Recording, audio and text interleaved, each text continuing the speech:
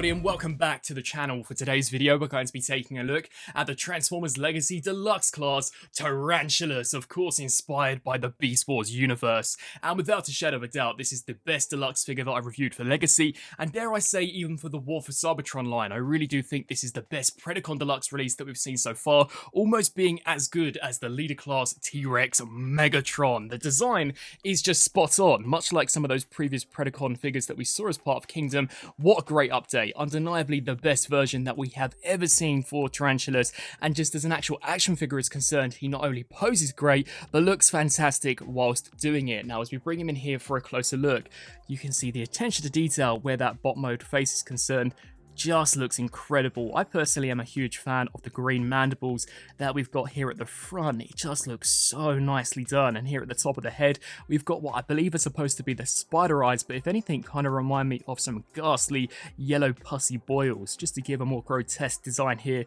to our Tarantulas. And you can see the sculpt work there for the helmet has turned out really nicely. As we spin our attention here to the chest, much like some of those Kingdom figures, they have decided to carry over that almost realistic texture, and I just think once more it looks fantastic. It almost looks like something that you wouldn't want to touch. It looks that gross, and I definitely think that was the desired effect. And then as we just work our way down here to the torso, I'm not a massive fan of this almost mushroom peg thing that we can see slap bang in the center. It would have been awesome had this been a complete concealed joint, but nevertheless, what can we do? Overall, I think the figure for the most part has turned out great. And here for the waist piece, you can see all of these metallic green sections. I actually initially thought these were the spider eyes, but there are 9 of them instead of 8. So not entirely sure as to where these are supposed to end up. When we get him into the spider form, I guess maybe the butt section. But as we take a look here at the arms, really thick. Something which surprised me when actually getting this guy in hand was just how much more bulkier he was when in comparison to Black Arachnia. And for the longest time, I thought Hasbro would just take that mold and essentially retweak it ever so slightly to give us this guy. But no, he is a complete brand new mold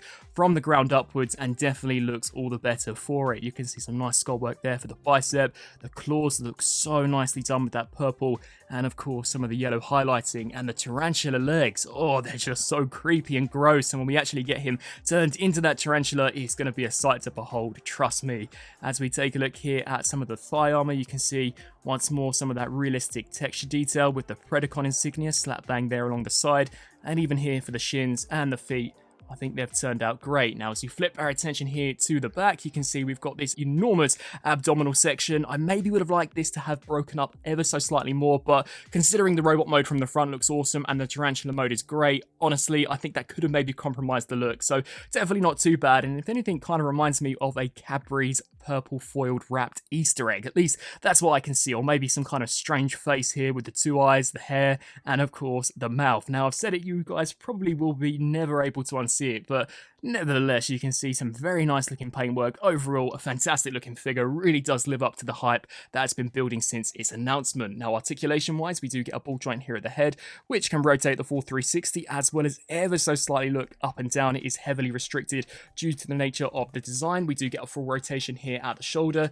hinge joint out to the side due to transformation, a slight butterfly joint. There are in fact 2 rotations here at the arm, so one for the bicep, and then due to transformation, one here at the lower section of the claw, as well as a 90-degree bend there at where the claw does begin. Here at the waist, we do get a ball joint, so this can rotate the full 360 and kind of rock ever so slightly side to side. Once again, much like the head, it is a very minimal range of motion. It really is just kind of that left and right motion that you'll be able to get out of that, but the legs can kick forwards that far, back to that far, out to the sides, full rotation at the thigh due to transformation, a double hinge joint at the knee, which allows for a fantastic range. And then here at the foot, this can pivot forwards, backwards, as well as, of course, rock side to side. So overall, definitely an incredibly impressive figure. And one thing else which is worth mentioning is that he's really solid. There aren't that many hollow spaces on him whatsoever, and even the spaces of which are hollow really have been kept to a minimal amount. So if you have to pick up one deluxe figure from Legacy Wave 2, or just from Legacy in general, it would without a shadow of a doubt definitely have to be this Tarantulas. Now, accessory wise, we do get included 2, one of which is this crossbow, which looks very similar in design to that of Black Arachnia, but I can assure you it is a complete brand new sculpt. Not only is it a lot bigger, but here at the actual end, it has been slightly modified to allow it to combine.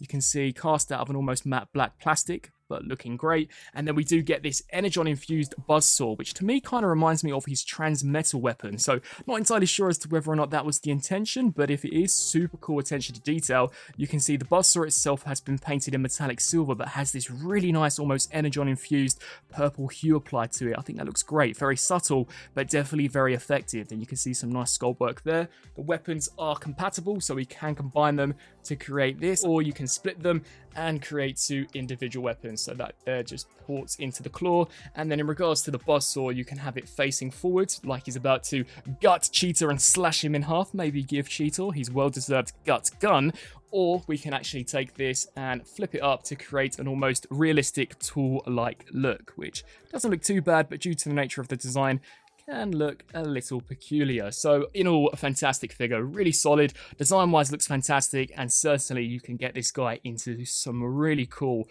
dynamic poses. Now turning to some size comparisons, and there's a lot of them. Initially we only had Megatron and Black Arachnia, but now almost a year on since Kingdom, we've got pretty much everyone from that Season 1 core Predacon team-up. All we really need now is that rumoured upcoming Inferno. But I thought I'd start off firstly here with the comparison between Tarantulas and Black Arachnia. Initially I just thought they were going to take this figure, rework her into a Tarantulas, but no, you can definitely see here a complete brand new sculpt and just looks awesome. He's a lot beefier when in comparison to Black Arachnia, and in my opinion is the superior out of the two. Now as we just turn our attention here to the back, you can see very, very thick and bulky, and I actually think they scale incredibly nicely with one another. Here is Tarantulas compared alongside the Kingdom Waspinator, and for the longest time he was my favourite Predacon, but move aside, here we've got Tarantulas, and you can definitely see he's a big boy when in comparison to Waspinator. Here we have Pterosaur, Deluxe Scorponok, who is the tiny baby of the group, and of course the big boy himself, T-Rex Beast Wars Megatron. And as you guys know, I have to give you a full shot of all of the Predacons that we've seen so far, at least the core team from Transformers Kingdom and Legacy, and they look terrific next to one another. Dare I say, the Predacon team actually looks a little better when in comparison to the Maximal team, and you can see quite a big space here at the back, which is definitely intended for that upcoming Voyager Inferno. And now turning to transformation, to begin with, what I like to start off with would be here at the back. You'll want to detach what will become the abdominal section here from the top of the spider head, so just loosen up that connection, and instead of rotating at what is the robot mode waist joint, you'll want to rotate at a secondary joint, which is smack bang in the center of the diaphragm. This will just allow for enough clearance so that we can take the spider head, hinge this up and over to conceal our robot mode head. You'll then want to bring this panel down, hinge the shoulders out to the side just to allow for enough clearance so that this can rotate all the way around so that the front is now facing the back. Now the abdominal piece does in fact actually peg into a slot, which is going to be a little difficult to showcase on camera, but it's basically that tiny slot in there. So you'll want to stretch this here all the way to the back and just with a bit of force click that in there, and you'll actually hear it snap into place. And once that's complete, trust me when I say this isn't going anywhere. We can then turn our attention here down to the legs, and what you'll want to do is fold at the knee. Now this slot here will be fulfilled by this tab, so just bring that foot up, hinge this down until that does snap in there.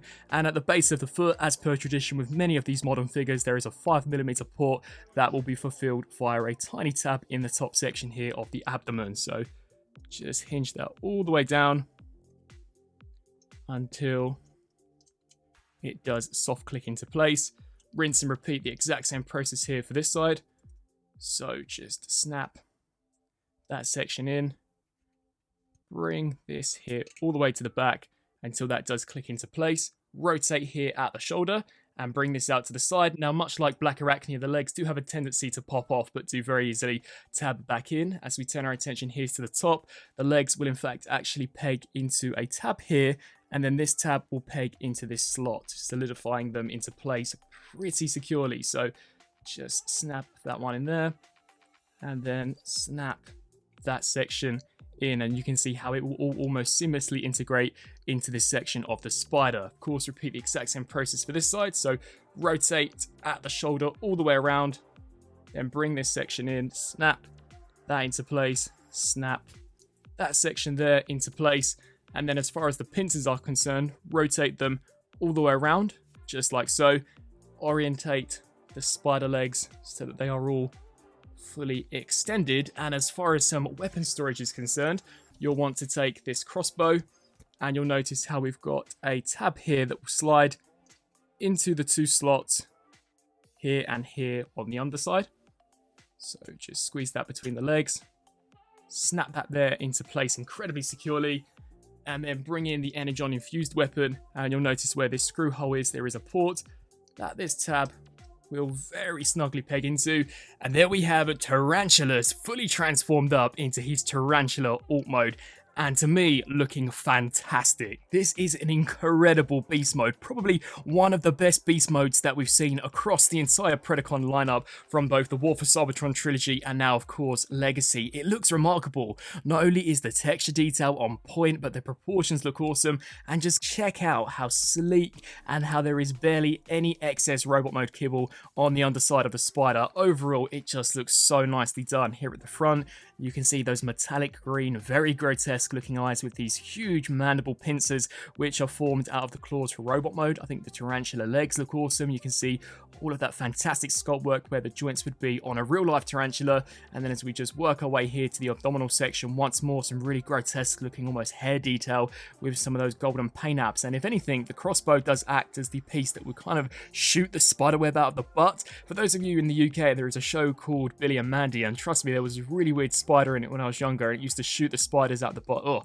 it literally put me off spiders for life, and it's probably why I have such a big fear of them nowadays. But in all, just such an awesome looking spider. You can even see those tiny little claws, pincer things under there, which have been fully painted. It's just a fantastic alt mode, and pretty much like all of the other Kingdom figures, I would love for this to be repainted into some proper realistic colours, as I do think it would create for such a cool looking display piece. Now here for a comparison, I have the ultimate spider duo, that being the Black Widow by Black Arachnia, and of course the Tarantula by Tarantulas. And I once again was incredibly surprised to see just how enormous Tarantulas gets here in his Tarantula mode. He is so much bigger than Black Arachnia. The engineering is so nicely done here on this figure, and at least in my opinion, once more, I just think he does this overall spider mode so much better than Black Arachnia. He really does look fantastic, and just even when you have him propped here on the ground, the way they've posed those legs, it just looks so realistic. If you were in, say, a darker lighting setting and you actually saw this in the dark,